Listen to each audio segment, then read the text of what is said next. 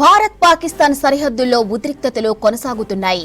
వరుసగా 7వ రోజు కాల్పుల విరమణ ఒప్పందాన్ని ఉల్లంఘించింది పాకిస్తాన్. జమ్మూ కాశ్మీర్ కుప్వారా, యూరి, అఖ్నూర్ సెక్టార్లలో ఎల్ఓసి వెంట స్వల్పంగా కాల్పులు జరిపింది. అయితే భారత సైన్యం పాక్ కాల్పులను సమర్థంగా తిప్పికొట్టింది.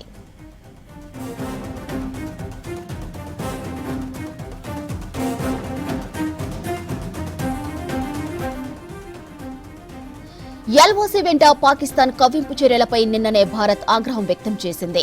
హద్దు మీరితే సహించేది లేదని, మూల్యం చెల్లించుకోక తప్పదని గట్టిగా హెచ్చరించింది. సరిహద్దుపై రొటీన్ డిస్కషన్లో భాగంగా రెండు దేశాల మిలిటరీ అధికారులు హాట్ లైన్లో మాట్లాడుకున్నారు. పాకిస్తాన్ తీరుపై మన అధికారులు ఫైర్ అయ్యారు. అయితే బుద్ధి మార్చుకొని నిన్న రాత్రి మళ్లీ కాల్పులు జరిగింది.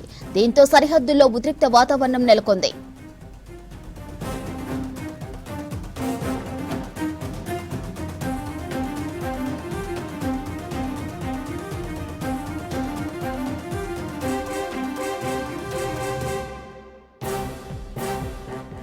భారత్ పాకిస్తాన్ సరిహద్దుల్లో ఉద్రిక్తతలు కొనసాగుతున్నాయి. వరుసగా 7వ రోజు కాల్పుల విరమణ ఒప్పందాన్ని ఉల్లంఘించింది పాకిస్తాన్. జమ్మూ కాశ్మీర్ కుప్వారా, యూరి, అఖ్నూర్ సెక్టార్లలో ఎల్ఓసి వెంట స్వల్పంగా కాల్పులు జరిపింది. అయితే భారత సైన్యం పాక్ కాల్పులను సమర్థంగా తిప్పికొట్టింది.